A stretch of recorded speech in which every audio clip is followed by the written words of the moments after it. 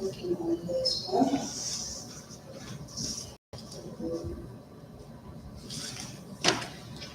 All right.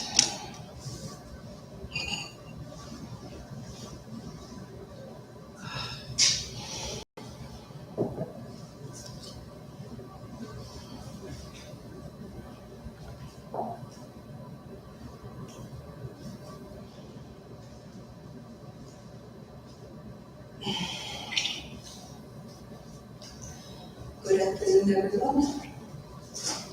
I hope you all had a nice break. This afternoon, we will continue in our outline to the fourth topic, which is overcoming obstacles. Also, we will leave time for Q&A at the end of this last session. Maybe stopping around 3 or something like that. I know we haven't enough time for the general Q&A in any of the other sessions, so we'll leave some time for that. Right. So we've spoken a lot about the importance of compassion and bodhicitta. We've discussed how our familiar patterns of fear of change can keep us locked in our habits, as if locked in an invisible cage. Kunzang examines this very problem in his book, Gesture of Balance. I'm not sure if you've seen it, but this is his book. And in the chapter entitled Beginning with Honesty, he states the following.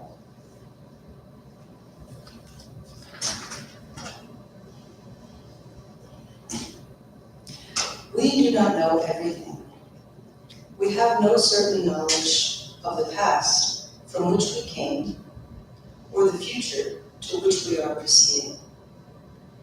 We may not even know the present condition of our bodies, minds, and feelings. Because our understanding is so limited, we have to deal with an underlying anxiety, a suspicion that what we are caught in, a suspicion that we are caught in our own ignorance. There may be a sense of a reality beyond the screen of our daily lives, but this truth is somehow hidden from us. Our experience has given us some knowledge, yet at the same time, we seldom honestly look at what we know. A particular action might be clearly advantageous, but often we choose to do the opposite, if it is easier or less demanding. And then we make excuses for our choice.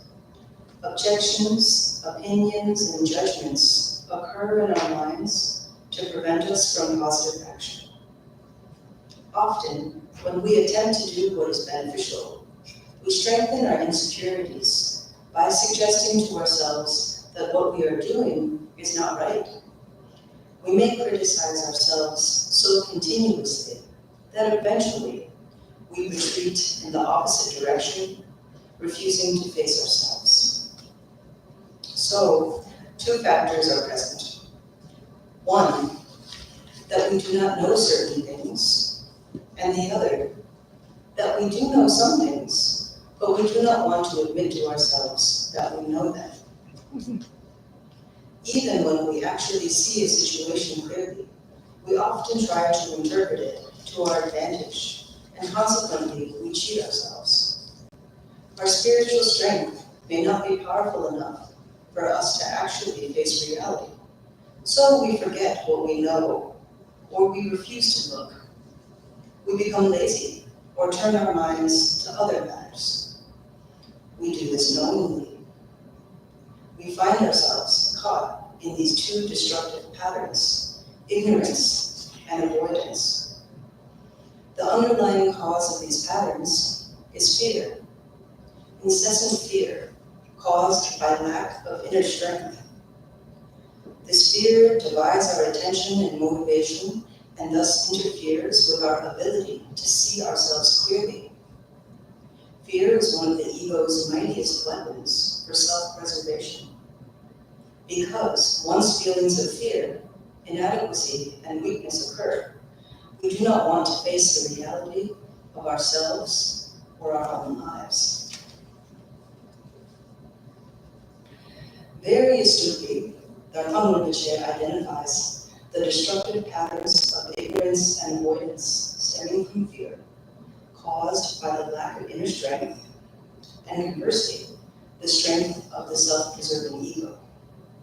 These patterns keep us stuck, afraid of the unknown, and clinging to the familiar.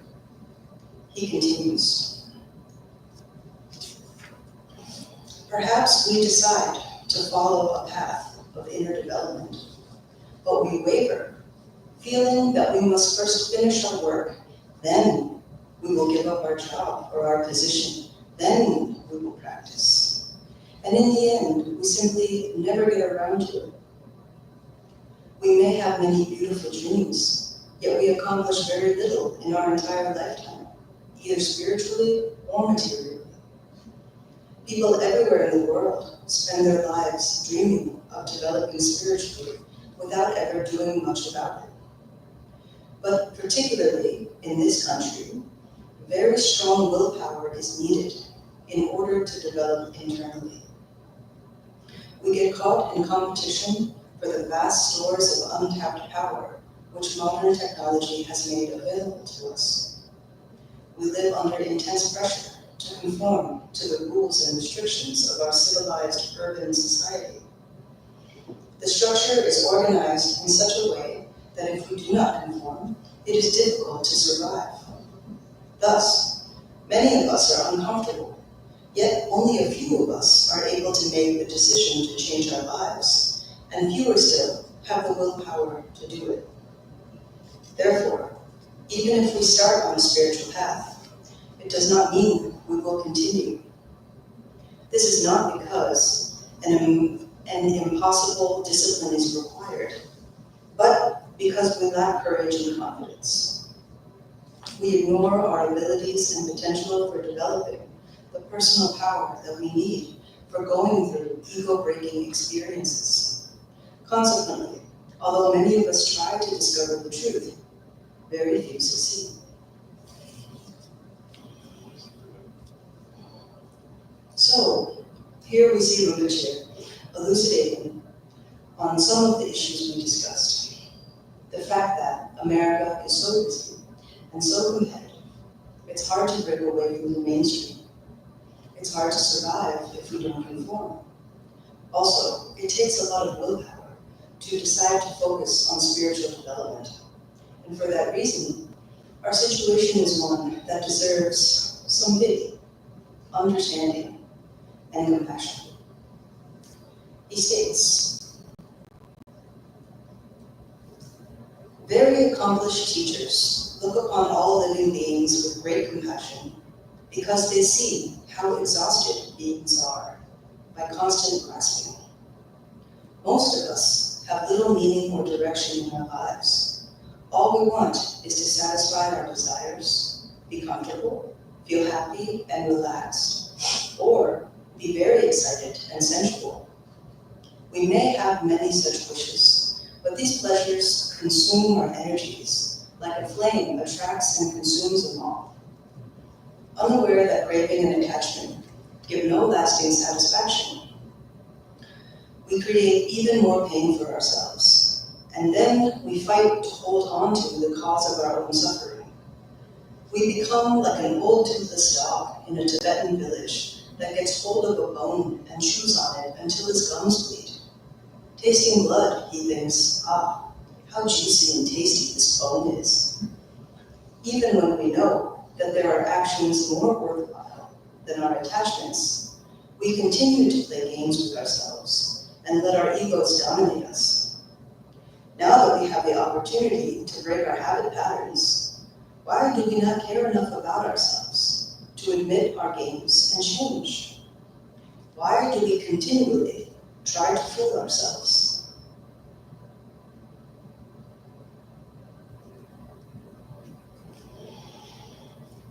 We are afraid to learn because we are afraid to grow and to assume the greater responsibility that goes with growth. On the surface, we may think we want to learn, but on deeper, more subtle levels, growth and change threaten us. So, although we constantly try to improve ourselves and our relationships, to feel more joy and to be more positive, our actions are scattered and we attain few results. Nevertheless, experience is an excellent teacher. We can learn a great deal from all the suffering, frustration, and confusion we go through. Finally, we will become so exhausted by our self-deceptions, graspings, and negative emotions that we will change automatically. But first, we need to recognize and understand the results of our actions.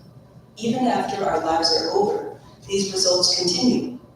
So if we do not remove the poisons now, there is no way to avoid more suffering in the future.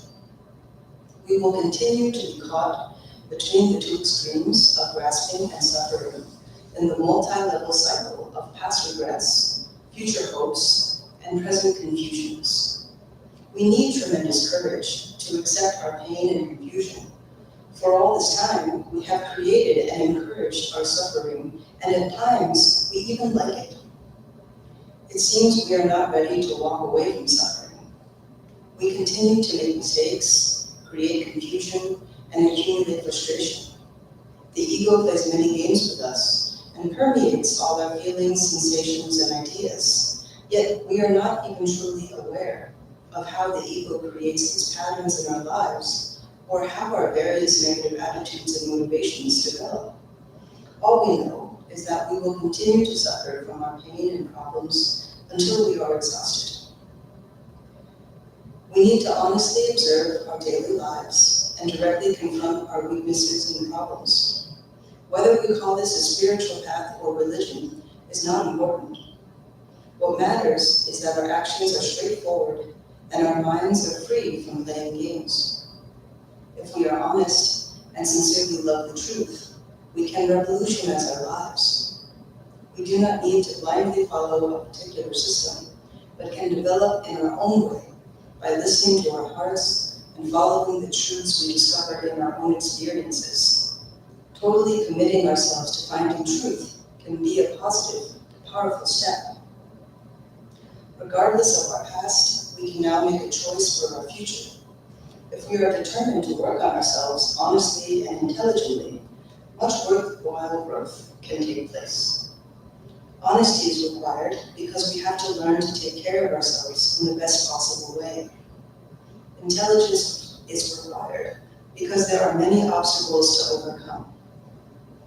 Unless we are relentlessly honest, ultimately, we will cheat ourselves by trying to cover up our mistakes or trying to escape our difficulties, rather than confronting ourselves and bringing about meaningful change.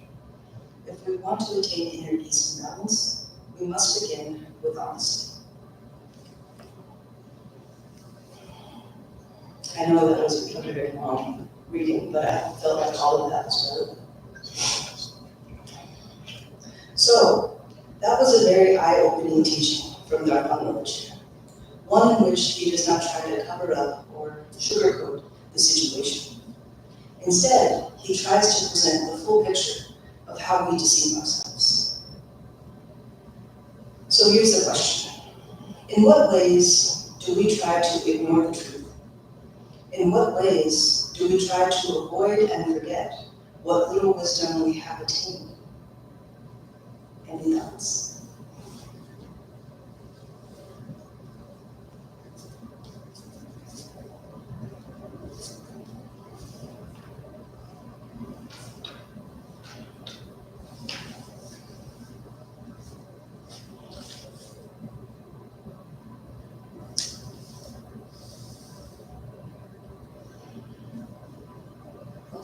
Oh, sure.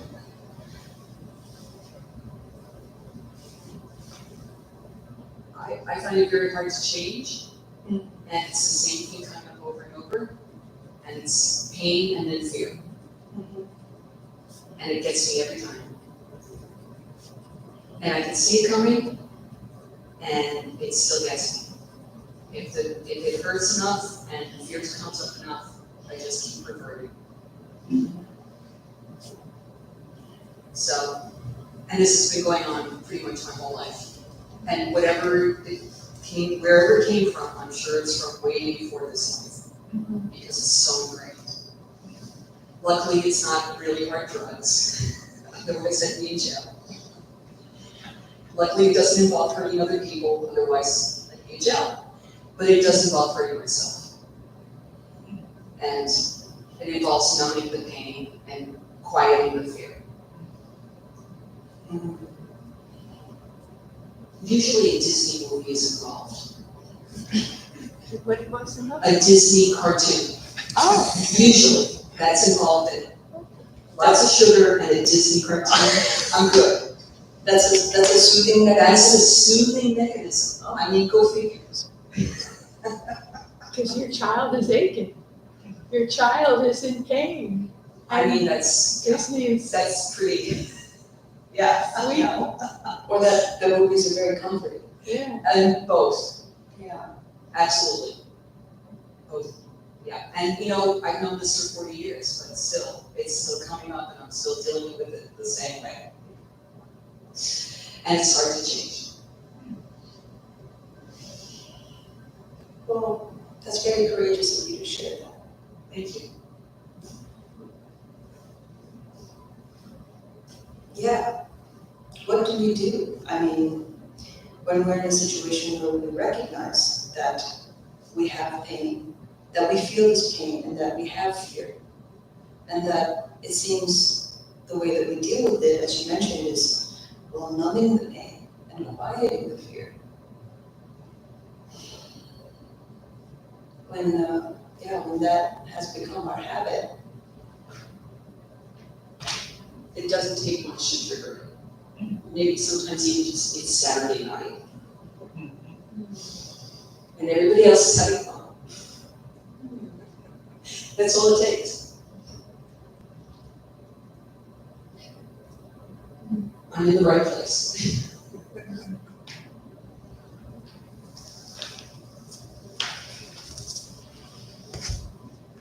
I wonder if we don't know. I don't think we're pulling the wool over our eyes. oh, I don't think Rucha suggests that we don't know. Okay. I think he said we do know. We do it knowing. He says we do it knowingly. Yeah. And it seems like Sally Or says reflexively. she's aware of these things. Right. Yeah. But I mean, for example, like, if we take a more, how do you say it?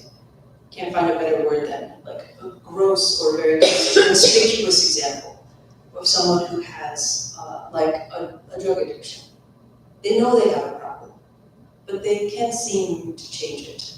And I think we are in a similar situation where we know we have a negative habit, but And it's a choice. of course, everything is. I watch too much political television. I know it's a way so that I don't have to be quiet Mhm. and be in quiet. Yeah. And it's words, it's conversation, it's. But you see, the problem is the solution. The fact that it is a choice is also the solution, right? Because Right. we can choose not to Not do to. something. We can both choose to do something or to not do something. We can act or we cannot act. And that's always the choice. But we're so habituated to choosing a particular way to go. When my Wi-Fi went out 2 weeks ago, and I didn't have adequate Wi-Fi to be able to stream on my computer MSNBC, and I was gonna miss the debate, I missed the debate, I was like, oh, it was like relief. Oh, I said to myself, gee, this is incredible, maybe now I could start writing. What if this was like this all the time? right. What if I couldn't stream? Maybe, the phone company is never gonna change out from the copper wires that get tangled in the trees in the wind. You're like, I got my night back. Yeah, Yeah. yeah. I was an English major. When's the last time I read a novel? Right. And I'm not unusual. Right. for sure. It's interesting. I mean, I felt the relief. I mean, in many ways, we feel captive to our habits. Yeah. For example, like your habit for watching this show, or all the different habits we have, and we have so many other wishes and things we'd rather do, like read or paint or draw or go for a walk, but somehow we can't seem to find the time because we're so captured. And it internalizes ourselves. Mhm. It forces us to look inside and feel, or feel where we can't feel. Mhm. Whereas if everything is external, and this is a really yawning external world we're in, Mhm. and it's real easy to get into the push, into the slipstream, into the delusions. Right. It's fascinating. And I'm not gonna never have Wi-Fi. It'd be interesting. I just wanted to react to what Ron was saying, and also what Chime was teaching us. So even if we acknowledge that we know we're in this kind of trap, or like, what is it, that wheel, that mouse that you put it on? Squirrel cage? Yeah, you put on that little treadmill that they run on, Yeah. and I know I'm running on the treadmill. Oddly enough, there were moments in my life where I just so happened, something happened, and I was able to be removed from that situation. Mhm. And then I felt this tremendous sense of relief. Mhm. And this is really bizarre, but I will share it. So oftentimes, when I was younger, I had a lot of trauma from surgery that I had. So I was like in hospitals. I saw really, at a fairly young age, saw a lot of like really sick people, and then people die. So that really freaked me out. But I also had this propensity to faint, especially when I smelled the smell of a hospital, or if I looked at something, if I was in a hospital room, I would immediately faint, or if I had my blood strong. So when I was fainting, I felt this great sense of relief, because it was like, I don't know if you have fainted, you'll probably know what I'm talking about or can relate to it, but it feels like you're kind of floating, and there's this sense of cold sense, definitely, but you feel like you can kind of be aware of what's going on, but you're totally removed from it. So you kind of also have a sense of like falling away from the situation. But growing up, I actually had a great deal of relief when that would happen.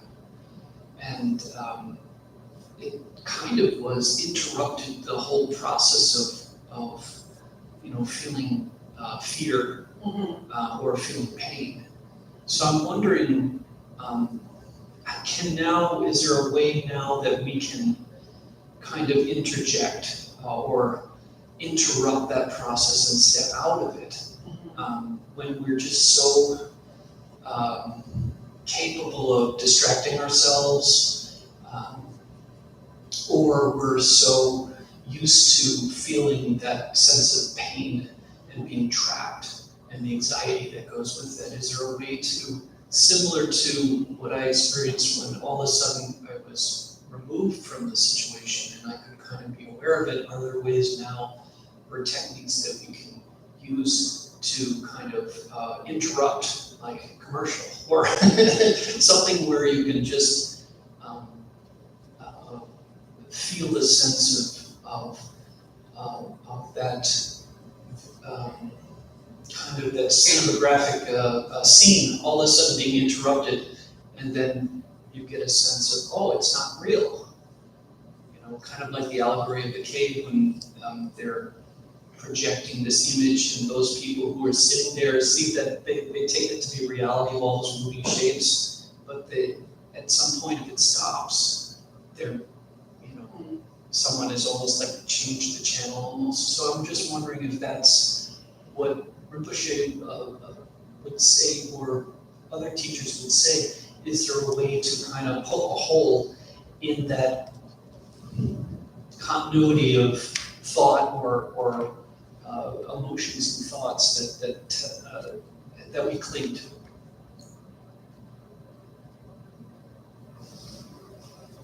Well, so it sounds like maybe the question is, how can we get out of the unwanted habitual process that we find ourselves in? Yes. The first thing that comes to mind for me, and the thing that I think that Rumchit is trying to tell us, so he says here again, unless we are relentlessly honest, ultimately we will cheat ourselves by trying to cover up our mistakes or trying to escape our difficulties rather than confronting ourselves and bringing about meaningful change. If we want inner peace and balance, we must begin with honesty. So the first thing is being honest. And I think what that means is recognizing what's happening, that for example, you fell into the habit you didn't want to do, that did happen. Then maybe the next thing is that you don't want to do it again. That's the next thought. It's like, I did the thing I didn't want to do, but I don't want to do it again.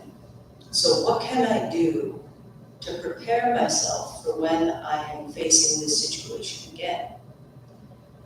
I think even the thought of, I don't want to do this again, and I want to remember that when I'm faced with the situation again, that thought can help you to remember to try to do something different. There's this saying, maybe you've heard it, I think maybe it's said in like the 12-step programs, or when people are trying to deal with substance abuse and breaking addiction. There's this example where they say, I walked down the street and I fell into a hole in the street. And I found myself trapped in a hole. The next day, it happened again. I walked down the street and I fell into the hole. Then, the day after that, I was cautious about walking down that street. I saw the hole and I kind of almost fell into it, but I was able to like pull myself out of the hole and I was able to get down the street. But the day after that, I walked down a different street. I'll repeat that. And the day after that, I walked down a different street. So this metaphor is like, there's a path that you're going where you often run into a problem. And if you keep going down that path, it's likely you're going to run into the same problem. But maybe enough times of being aware that you don't want to run into the problem and you want to change it will spark you to come to remember that you want to go down a different path altogether, a path that doesn't have that problem in it, or a path that doesn't have the hole in it. So you don't go down the street that has a big pothole in it. You take a different street. So there's one example of how we can maybe deal with stopping the habitual patterns that we find ourselves in. I think, of course, every person's situation is unique. I have to come up with the real nuts and bolts of how to go about it, but that's the intent. Someone, The mic. Yeah. someone just asked, which book did she just read from? Anyone know? Maybe I do know. It's called Gesture of Balance by Parkang Tuku. In Tibetan pronounced Kunzang, but yeah, Gesture of Balance. That's the book. A great book. I can type it into. Okay. So, being honest with ourselves is perhaps the first step to overcoming our obstacles. We fall under the sway of our afflictive emotions all the time. As it stands, many of us don't have the training and experience we would need to protect ourselves from them. We're kind of like sitting ducks. If greed arises or anger arises in our mind stream, we become like a puppet that acts out the emotion on those around us. We are not safe, and neither are those nearby. That is the unfortunate truth. Of course, we don't like how this sounds, and we want to change the situation, and so we're working on it. Right? In addition, the kleshas, or the afflictive emotions, are very deceptive. They would like us to believe that we need them. That we need them to survive, right? It's like, well, we need to have teeth, otherwise how are we going to survive in this cutthroat world? It's kind of like, the kleshas, I don't know, talking their talk to make us keep them around. Seductive. Right. Kind of seductive, like fear-inspiring, kind of like intimidating type of talk. That's kind of like what I think. Bring you to a dare. Think of the kleshas. Yeah. Thrilling. What's that? Thrilling sometimes, exciting. Yeah, exciting too. Yeah, seductive, intriguing, convincing kleshas. In his book, The Lazy Lama looks at living without fear and anger. Rinpoche Rinpoche describes how we can live without anger. He shares. This is his book. The Lazy Lama series is amazing. Rinpoche Rinpoche's series here. This is one of many in his Lazy Lama series. It's very humble. Many people believe that anger isn't always negative, and that in certain circumstances, it is actually good to be angry. I've had many debates over the years with people who say that without anger, we wouldn't have the energy to fight injustice, and it's sometimes difficult to argue that this view is completely wrong. However, from the Buddhist perspective, being angry is never positive, because when we are taken over by anger, we lose our self-control and our capacity to make well-judged decisions. Not only that, but most of the time, our own anger actually hurts us. Being angry isn't a nice experience. Nobody likes to be angry. Nobody says, oh, this morning I had such a nice time. I was so angry. When we are angry, we suffer. Of course, whomever we are angry with will not be having the best time either. And this is sometimes the main reason for our anger. We want to make that person feel as uncomfortable as possible. However, it is not just that person who will suffer. We and everybody around us will be affected as well. It is really tough to be in the vicinity of someone who is very angry. The whole of the surrounding area seems to be charged with their negative energy. Something that makes us miserable and makes everybody around us miserable cannot be a good thing. But what can we do when we become angry? Because we see, hear, or read the terrible things happening in the world. Shouldn't we feel angry then? In these circumstances, we have to ask ourselves if our anger is really helpful. If we want to do something good when we see something bad, something unjust, it is best not to react with anger. When we are angry, our minds do not behave reasonably or logically, because our thoughts are being driven by intense emotion. When we are not thinking reasonably or logically, it is easy for us to end up adding to the hate and anger that caused the unjust situation in the first place. Therefore, anger is not useful in the face of injustice. But is there another way of reacting? Buddhist teachings tell us that in every situation in which it is possible to react with anger, it is also possible to respond with compassion. When we see something happening, which is not good, which is not nice, and which is not just, we can either become angry or we can become compassionate. How can compassion and anger arise from the same situation? We get angry when our mind is focused solely upon blaming an individual or a group of people and attacking them for a particular state of affairs. For example, by thinking, this person is very, very bad. It is all his fault.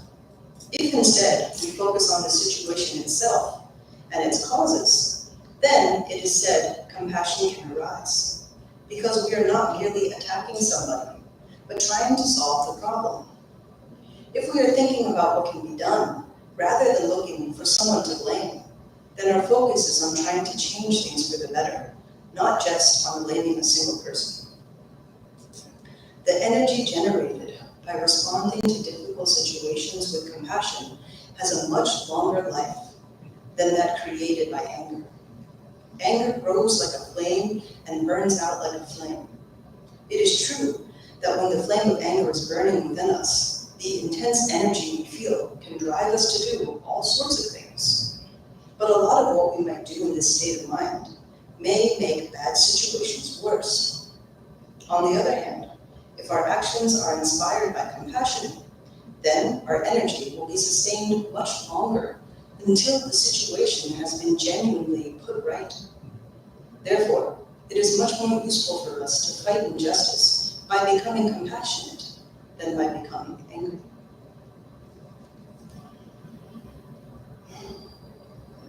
So, here we see Rinpoche arguing that anger never helps a situation, but only causes more suffering. It is also used to blame someone rather than to find a solution. And I'm curious, what do you all think of this? Especially in America, it's a very action-oriented country. Do you think we should make room for anger? Do you think it is something that should not be wholly abandoned? Is there a time and place for it?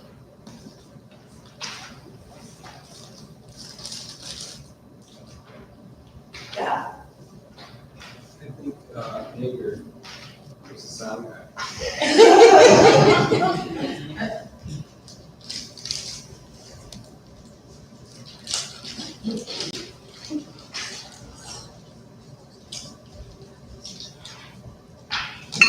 I think there's a spectrum of this emotion, and the anger is more an extreme, on the extreme of the emotion, and then the other end would be like frustration or apathy. And the balanced energy, the balanced emotion would be assertiveness, so that within that, you can use your reason, you can be more calm, you can embrace your compassion, you can embrace your caring, without having that whole physical adrenaline thing going on, what happens with anger. And I think that's why some people probably like anger, because it's a real physical body thing. But it still comes up for me now. It's like I stop with the issue and say, we just gotta wait a minute until the adrenaline dissipates from my bloodstream, and then we can talk about this. So I think it's shifting away from focusing on anger and what to be assertive is. But then there's, taking it to all the other emotions too, and how you're going to relate with somebody. What's a healthy boundary? What are people's boundaries? No boundaries? Too strong boundaries? Or are they vulnerable or invulnerable? So we have to then be smart about how we are assertive. But yet, you can't be in a body gone wild. Because then your mind, like you said, you can't be calm enough to be sensible. Right. Good point. You're right that the onset of very strong anger can have a physical effect. And that, as strange as it sounds, maybe some people enjoy the physical effect. And for the same reason, that's why some people might say, I can't talk about this right now because I'm feeling too strongly, right? I need to step away and I'll return after I come back from a walk or something, because I feel, too overwhelmed with different new chemicals due to the strength of that emotion. So yeah, good points.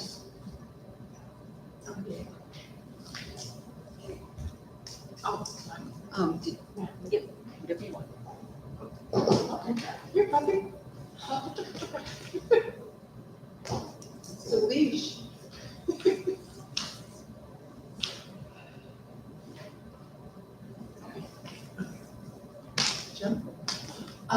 Where was I? I heard something about anger being the only emotion that survives the martyrs. Is that so that it's such a toxic poison emotionally that it can just completely influence someone's journey to the martyrs? I mean, I'm sure it can. I don't know about this specifically, but you're right in that anger is an extremely strong emotion, and that in the bardo, our emotions, the extent that we feel our emotions is kind of magnified. So I wouldn't be surprised if it's very, very disruptive. And the other thing I heard was that lamas, before they die, when they know they're going to be dying soon, or other people around them know that they're going to be dying soon, they're given akshobayama rituals to clear anger so that they don't die with anger in themselves. Is that so? I don't know about it. You don't know that one either? I'm sorry, I don't. Yeah, like just rumors. Whatever, I don't know anything. Yeah. And about anger being good. There's one thing that I've heard that's interesting in relationships. If people are having a difficult relationship and they're not speaking to each other, or there's no honesty or juice in the communication. You know, it's like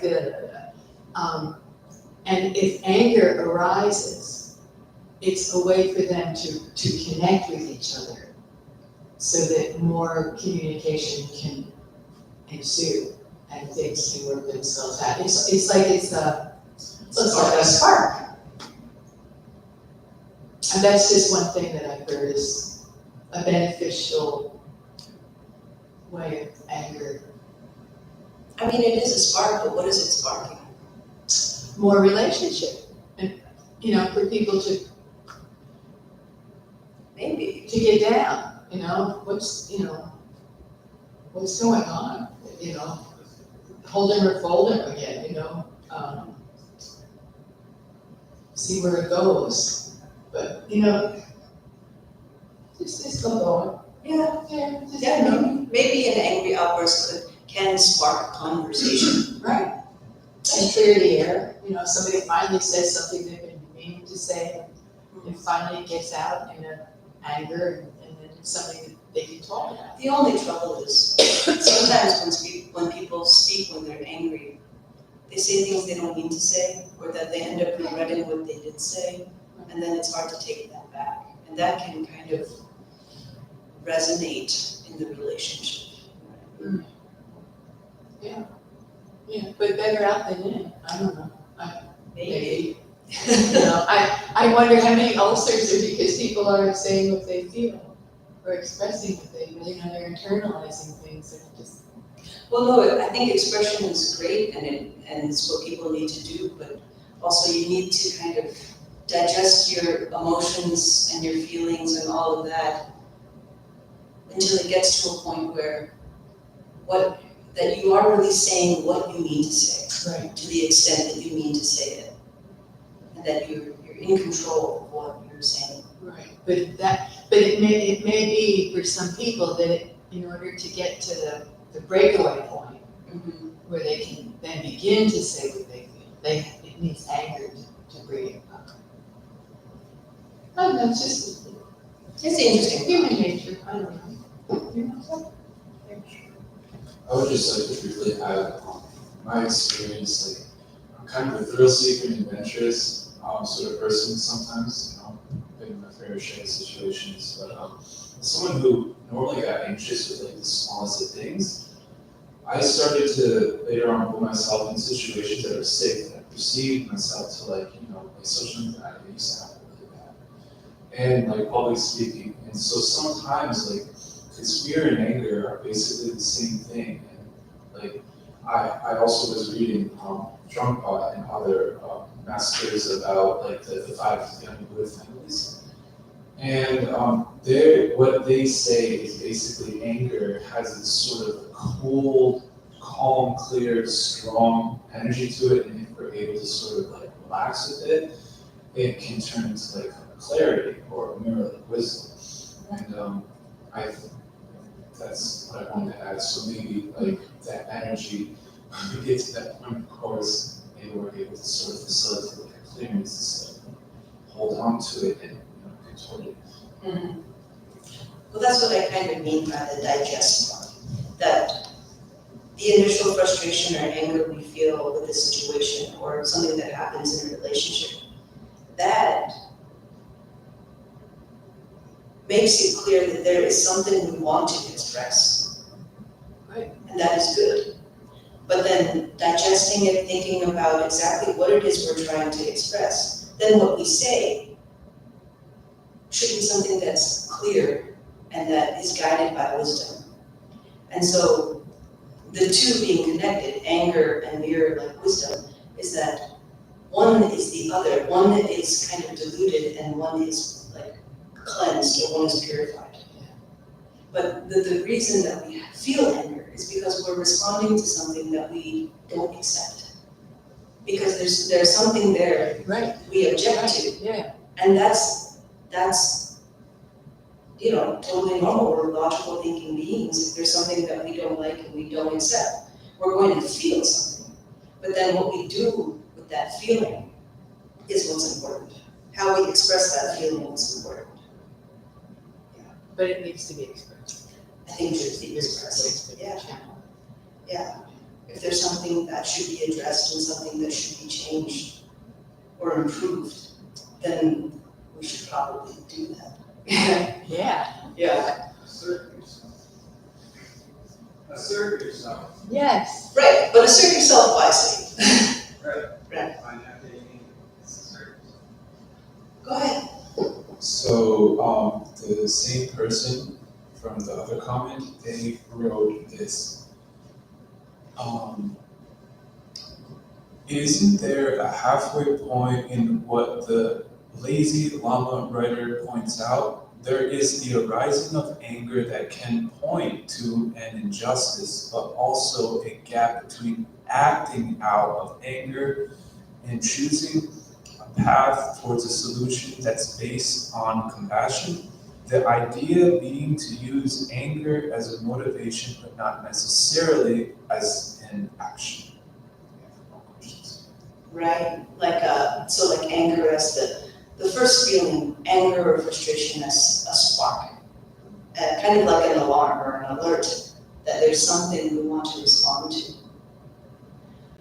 But the question is, do we respond with an emotion of anger, which is kind of more like, I don't like that and I want to show my wrath upon how I do not like that. That is anger.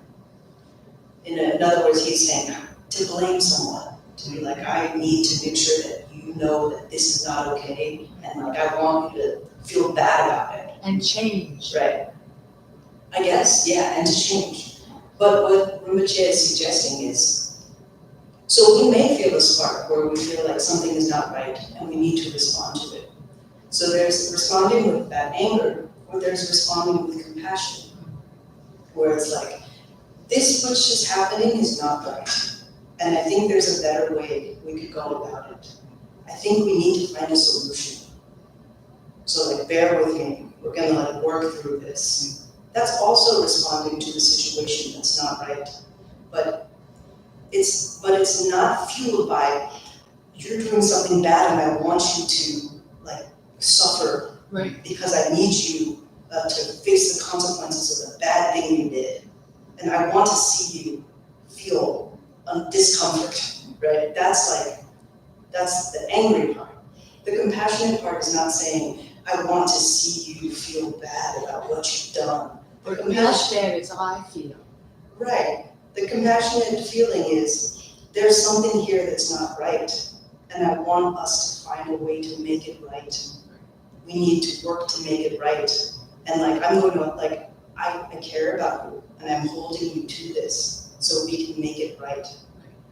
And that's powerful too, Oh, that's the most. right? And the person might prefer that you just get angry with them than you saying, Say, I'm not letting you walk out the go door. until we set this right. Slam it. You know, they're like, can't you just yell at me and go away? It's like, I can't. I'm gonna be back here every morning, you know, until this is right, you know? It's like Jacob fighting with the angel, you know, kind of Yeah, wrestling or something like that. yeah, but both are responding to the alert or the alarm that something is not right and needs to be made right. But the approach is completely different. And maybe the compassionate one, where the person says, I'm gonna stick with this until we make it right, will actually see a better change than you're doing something wrong, I need you to know that, and I want to see you in discomfort while I tell you and make sure you know that you've done something wrong. It's like, okay, so they've done something It's like wrong. bodhicitta taking longer. Right, yeah, that's We true talked too. about yesterday. So I don't know, I feel like that's the major distinction between the two. I got one though, I want to. Oh, what? Oh, wait. One of the things that I get angry automatically when I get worried about somebody, like, you know, I'm worried about them physically, or I'm worried about, I'm just, you know, I get somebody sick, I get, you know, tell me, I need to know, I'm kind of a medical person, and, you know, there's stuff that I feel like I could help, or I could, but when I get, it's fearful for someone, or I'm angry because I can't, maybe because I can't do anything. That, I got it, thank you. Yeah. Yeah, Okay, that's it. good. Yeah, I get afraid for them, and my reaction is anger, because there's nothing I can do. If there's something I can do. Be patient. Be patient. Be patient, yeah, That's true. yeah. Yeah, but it's anxiety for someone that transforms into anger. And that, I guess maybe one question that might be worth asking is the anxiety you're feeling helping anybody? no. Not at all. Then maybe that's not very worthwhile. There we go again. It's reactive. Curious. And this is, I think, a good segue. Someone asked, can we find the root of anger?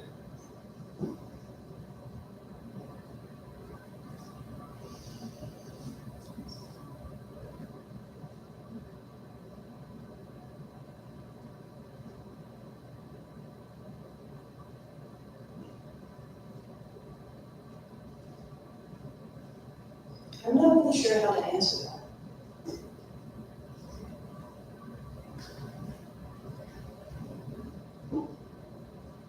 I think my answer is, I don't have a good answer for that right now. Sadly. Can I? Go ahead.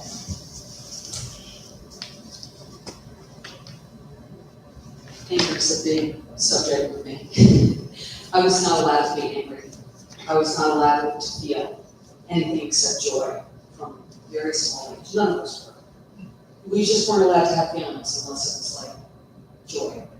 So anger is a really big thing because it's all push down, push down, push down, push down. So I always try to watch what's happening, at least afterwards, after the embers have cooled down, you know, after I burned everything down and I no longer have that relationship, and then I can think about, all right, what did I just learn?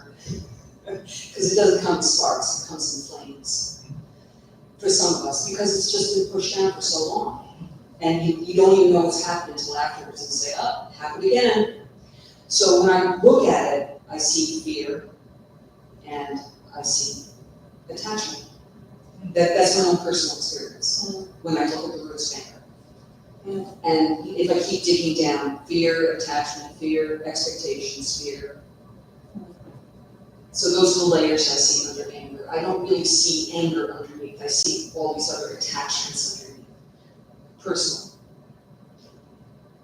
Thank you, Sally. And that's what brought me to Dharma, is anger, and how to deal with it. So there is a good reason for anger. No, It gets you to Dharma. I would have chosen patience personally. I've lost so much. I've lost so much. I paid a terrible price. You don't want to know. I'm sorry. Yeah. Well, thank you all for your responses. I hope maybe Sally's feedback might answer or bring some insight to that person's question. So, Rinpoche continues to explain why he believes anger is useless. He says, I think it is very important to understand deeply that to be angry, to bear a grudge, to keep hatred and bad feelings inside us is completely useless. It is neither good for us nor good for anybody else. It's very important that we really appreciate this right from the first moment we start trying to work with our emotions. Why? Why do we get angry in the first place? We get angry because somebody does something unpleasant to us, or does something unpleasant. This is somewhat ironic because, as I've already said, being angry is far from pleasant. So by getting angry, we're doing our enemy's job for them. We're helping them hurt us. We don't feel any happier when we are angry. We feel unhappy and tense. Therefore, instead of letting ourselves get angry, we should think, I'm not going to get angry. I'm not going to bear a grudge. And I'm not going to become hateful, because that's not good for me. It's not good for others either, but first and foremost, it's not good for me. Whether our anger will hurt the person whom we are angry with is not certain. Maybe it will hurt them, maybe it will not. But it is absolutely certain that our anger will hurt us. As long as we are angry, we suffer.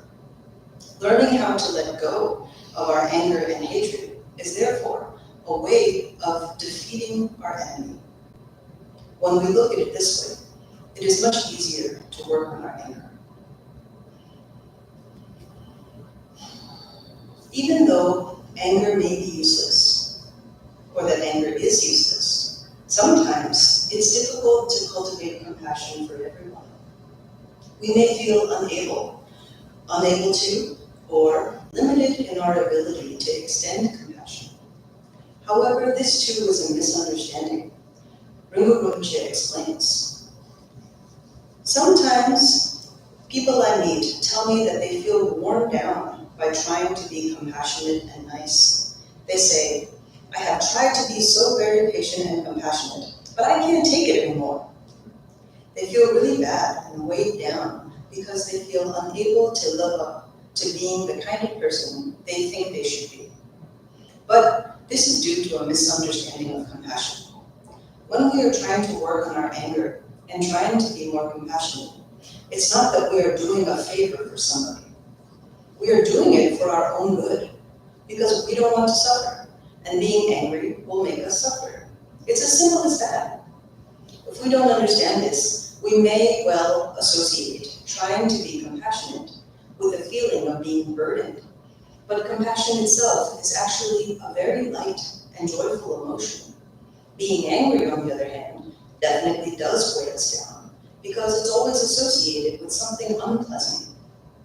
When we keep something inside us that is unpleasant, it will quite naturally cause us suffering. Compassion is nothing like that. Compassion is general goodwill. It's just wishing good. It's not necessarily taking up the responsibility of helping everybody. You can't help everybody. Nobody can help everybody. But we can wish everybody well.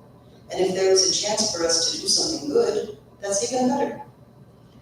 Perhaps it's worth pointing out here that being compassionate, having benevolent wishes for others, does not depend upon our liking everyone. We don't need to like someone to wish them well. There are good and not so good people in this world, people we like to be with, and people we would rather not spend our time with. But why should we have ill feelings towards anyone?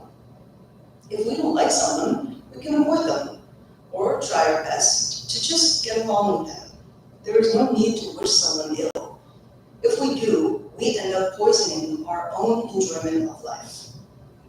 I have often had people come to me and say that they feel unable to express their true feelings because they have been brought up to be nice, and they now feel they have to repress all their anger. They say, my parents made me nice and compassionate, so I can't really express myself. Repressing our feelings is not what we are trying to do here, because if we do that, we are still being angry, we're just not showing it. When the teachings say, try not to be angry, they don't mean push your anger down inside yourself and then try to stick a smile on your face. That's not useful to anyone. They are talking about not being angry at all, not simply hiding our anger. From time to time, we will become angry, and a little bit of anger, for example, losing our temper a bit, isn't really too much of a problem, and we shouldn't feel too bad about ourselves because of that. Some people seem to be naturally a little bit short-tempered. I think that's acceptable. It's okay. It's just the way some people are. After a while, people come to know what they're like. So it's not too serious, and they don't cause too much harm to others or themselves. Of course, if we lose our temper all the time, we will be constantly doing and saying things that we will regret later. But the most important thing to remember is that we should not hold on to our anger. When we start to bear grudges, when our anger is something that we don't let go of, this is when it's a real problem. The more we keep anger inside us, the heavier we will feel. Likewise, the more we can learn to genuinely let go of our anger, the lighter we will feel. When we understand deeply that being angry and keeping anger and hatred inside us is totally useless, it doesn't benefit us, it doesn't benefit anybody else, then we can start to work on it. If we don't appreciate this, then working on our anger might feel more like we are not allowed to be angry. And we might think, I am a Buddhist, therefore I am not allowed to be angry. That isn't the right attitude, because if I am not allowed to be angry, then the first time something happens that makes me angry, perhaps someone isn't very nice to me or ignores me, then I say to myself, okay, he isn't a nice person, but I am a Buddhist. I am not allowed to be angry. I must forgive him.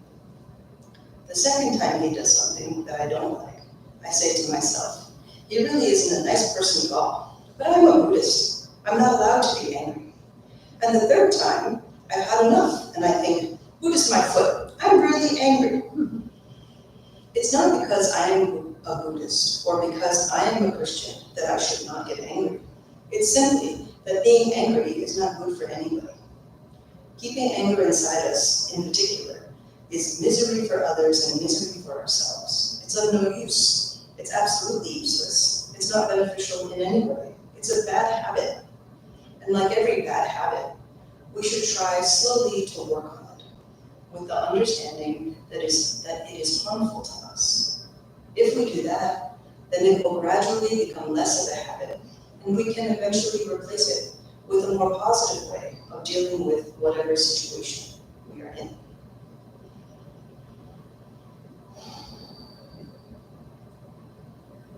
So, I hope that helps to clarify that compassion is both good for others and ourselves. And it makes you feel good. And for that reason alone, it is a wiser choice than going with anger. Another thing I want to mention is, as we just said, giving rise to anger is actually a bad habit. It may be a very deeply ingrained bad habit, but as he said, like every bad habit, we should try slowly to work on it. If we recognize that it's a bad habit, we should try to slowly decrease it. I think it's a hard one. We easily get angry. We get angry when people irritate us. We get angry all the time. But I think at least it's helpful to know that that's not the only way we could respond.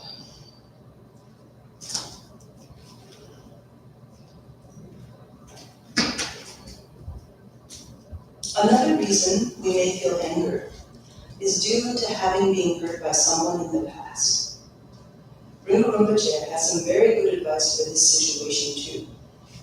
He explains, the primary cause of harboring anger and resentment inside us is the feeling of hurt. I feel hurt, therefore I feel angry, and I feel resentful. If somebody does something nasty to us, then we feel hurt, especially if that person is someone we care about. When that happens, we feel extremely hurt. And if we keep this feeling of hurt inside us, it can eventually turn into hatred. This is something we really need to work on. I think we need to appreciate that it is really not that unusual for people to act badly. Most people, including ourselves, are under the influence of negative emotions. Whether it is anger, greed, or whatever. So if somebody hurts us, it's not that surprising or out of the ordinary.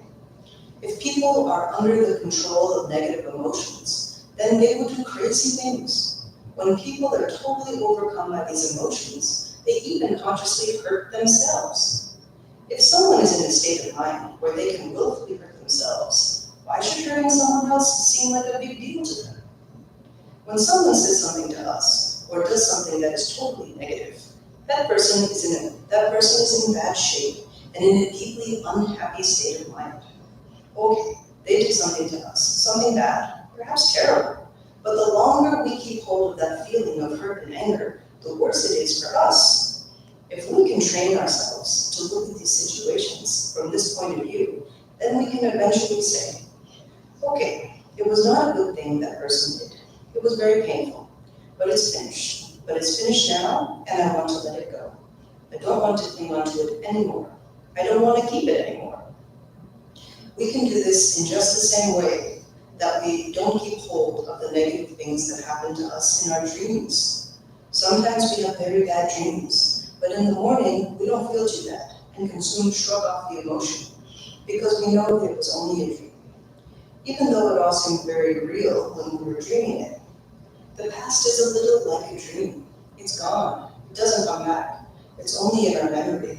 So I think we should try to treat difficult times like a dream.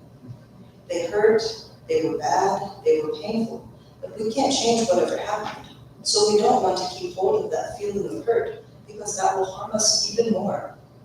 The sooner we can let go of the hurt, the better it is. Of course, we still have the memory, but we don't need to keep the hatred. I think that is possible. That is definitely possible, and that is the training in Buddhist practice. In Tibet, when the Chinese chased us, we had lots of nightmares. But I do not believe that we should hate the Chinese, because the people who were attacking us were not free. In a way, nobody is free, because everyone is, to some extent, a prisoner of his or her negative emotions. Therefore, although the memory remains, we can still have peace in our minds, because our hearts are free of hatred. I find that advice to be very helpful, because I know in this country, people struggle with long harbored pain and trauma. Many people find it hard to give up or release feelings of hurt they have retained. That's why I find it so inspiring when Rinpoche shows us how we can instead be understanding of that fact that all of us are under the influence of our negative emotions, and none of us are actually acting freely. Some might argue that the danger of this view is that we won't hold people accountable for their actions. I think the truth is that karma, or cause and effect, will take place no matter what, but at least we can find a way to free ourselves from hurt, anger, and hatred. So I hope that helps us in dealing with at least some of the obstacles to generating compassion. And maybe we'll end this session there. It's 3:16 and we can leave a little time for Q&A if people had other questions they wanted to ask. And then also after that, we'll do our closing prayers and dedications. So thank you all very much for joining me this weekend. Thanks for doing it. Of course.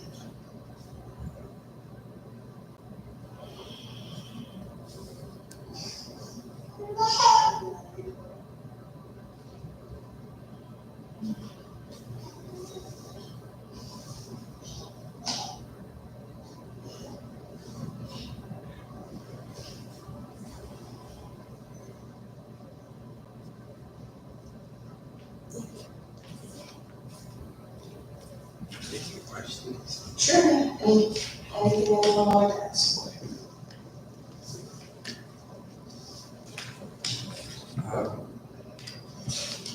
Can you talk about the three R's? So when we were talking about our obstacle to practice and recognizing your bad behavior, having regret for it, coming up with a remedy for it, resolving to never do it again. So that resolve is the hard part, because then I thought I heard or read that if you do that, almost in the resolution, that if you do it again, it's worse than like doing it before. You get more negative karma, and you just like recognize and keep doing it. So that's kind of where I stumble with when, behaviors I don't want to be doing. They're all there, they're all right in front of me. I know what I can do to change it, but then that switch to let it go.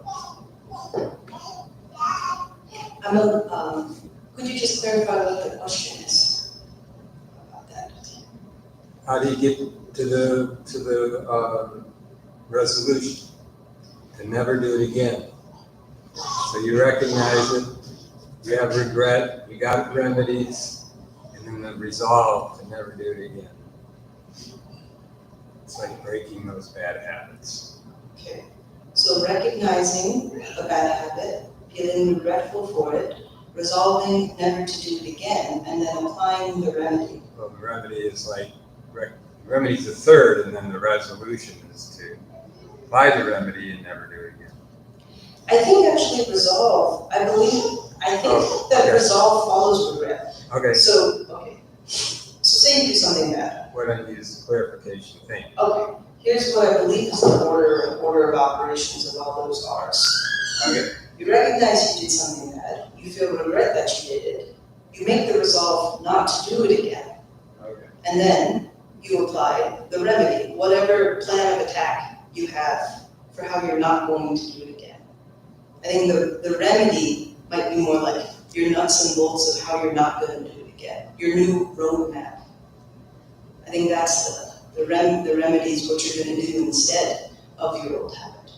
All right. Does that help? Yeah, the order is different. Just Yeah, putting it like that makes it work. right. Yeah, after the regret, you resolve that you don't want to do it again. And maybe you have to do this a couple times. Maybe it doesn't work the first time, that's okay. You can try and try again. But the replacement option is interesting. It's like, instead of smoking a cigarette, chew on a licorice stick. Right. Like, or something like, every time you go out with your friends to this bar, you end up like getting way too wasted, right?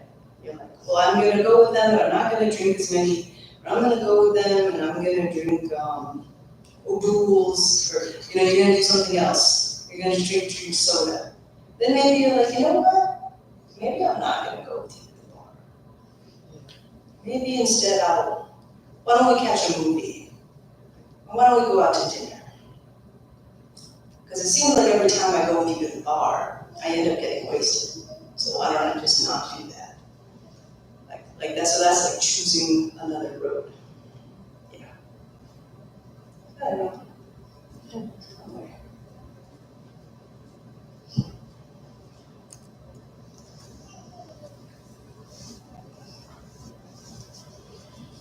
Isn't that something like taking a vow? Oh, sorry, here's a microphone. Isn't that something like taking a vow when what you just went through? The resolve. I'm not gonna do this again. It's just similar to taking a vow. Yeah.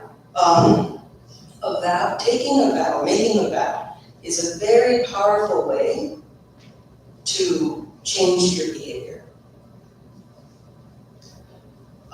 The example I just gave where somebody decided not to go to the bar with their friends because they end up getting too drunk every time they do that. That's not really a vow, it's just a decision. But a vow is just a decision. But a vow is a formal decision where you make commitments in front of a preceptor or something like that. or in front of like you visualize the Buddha, you need like a witness, and then you take a vow. But ultimately, but you have to make this decision to take that vow. So I guess these are just like greater and lesser strengths of a decision. So yeah, a vow is like a decision with a witness to kind of like hold you accountable.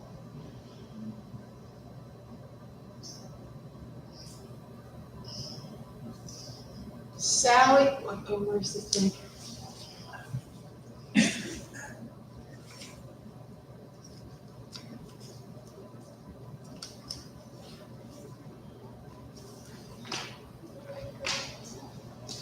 Somebody was asking or wondered what the root of anger was.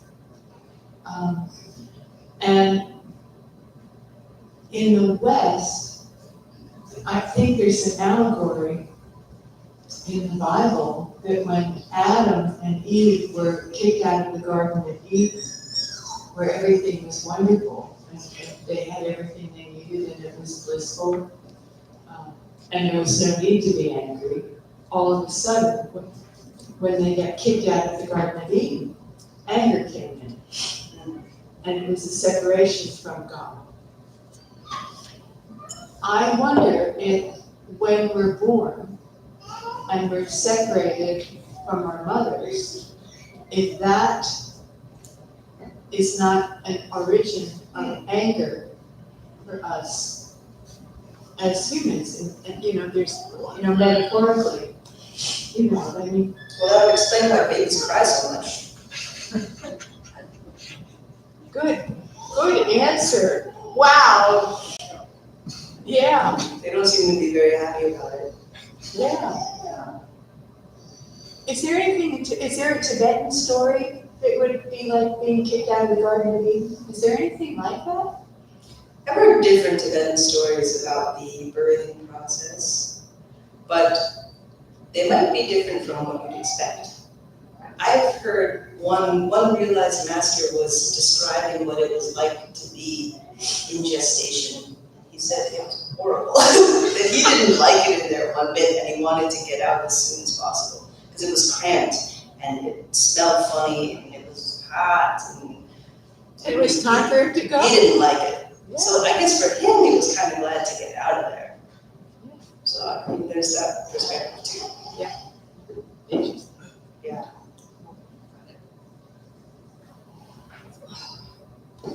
What's that one? Anger. Okay, thanks, Elliot. So here's a quote from the Buddha. Holding on to anger is like grasping a hot coal with the intent of throwing it at someone else. You are the one who gets burned. Thank you. You're welcome. Yeah. Anybody else wants to see it? So unless you're into holding hot coals. And some people are into holding hot coals.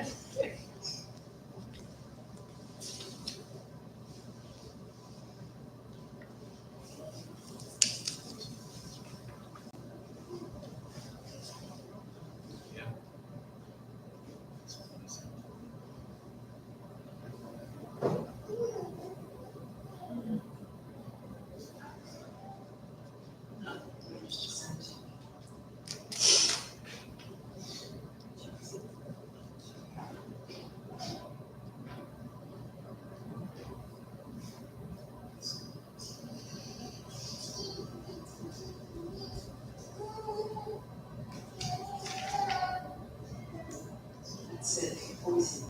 Yes. Poisonous.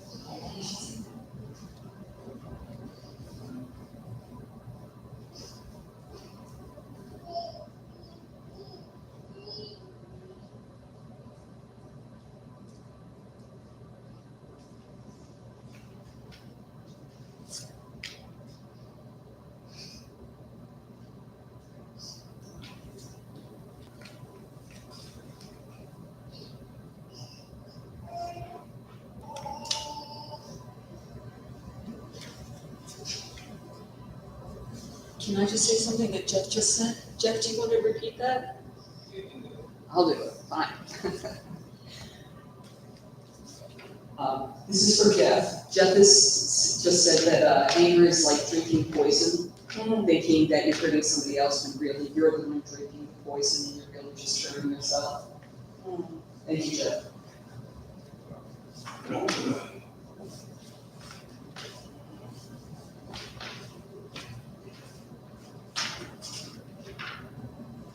Anyone else want to say something?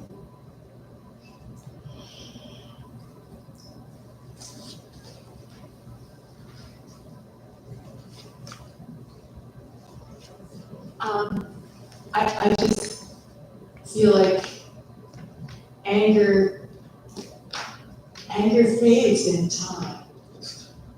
And it's lovely.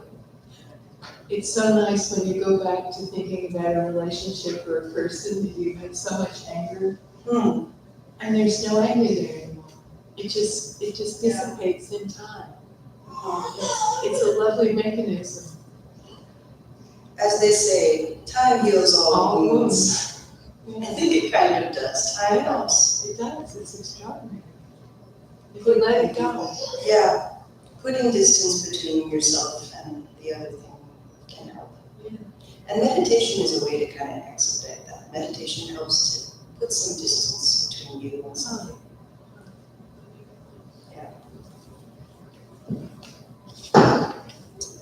Well, if we have a little time, I'd like to share a couple poems by the 12th Zermon Garwon Rinpoche. He published this nice collection of poems. It's called Whispers of Wisdom. And I think there's some really nice poems in here, so it'd be nice if we can share them. So here's one. It's called Destiny is Not Given, but Chosen. Many of us simply accept our destiny obediently and never oppose it. Who creates our destiny? Is it possible to change it? The answer lies within us. Every day, our actions build the bridge between the present and the future. And in fact, our destiny changes according to our every act. If, suppose, we want to build a beautiful house, we can't just wait for our destiny to offer us a house. We need to make effort to build it. Moreover, the kind of destiny we want to build for our future is up to us, and our present actions lay out the foundation for our future destiny. Further, don't wait until you are overwhelmed by the results of your own actions. Now is the time to choose where you want to be in the near future. Therefore, we should choose what is best for us and not ever let our karma dictate our life. The next poem I'd like to share is called The Choice is Yours. High expectations and lack of contentment bring us suffering. Discipline and hard work gives us satisfaction and happiness. Awareness and mindfulness help to prevent us from making mistakes. Sharing love and respect for others will reward us with admiration, trust, and goodwill from all walks of life. To be admired or criticized, the choice is yours. And finally, the last poem, Laughing is Your Homework. Every time you have a chance, you should laugh. It is healthy, and moreover, it changes the whole atmosphere. It is also one of the free gifts of nature. For most other things, we will have to pay. Therefore, please don't forget to laugh. Let me say this, laughing is your homework. Thank you. So thank you all for joining me this weekend. I hope you've enjoyed at least some of it.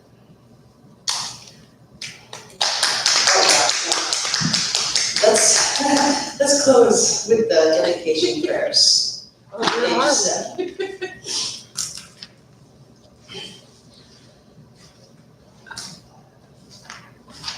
But you do just. Page 7. Sonam di namche zipani, Om Yeme Janam Namche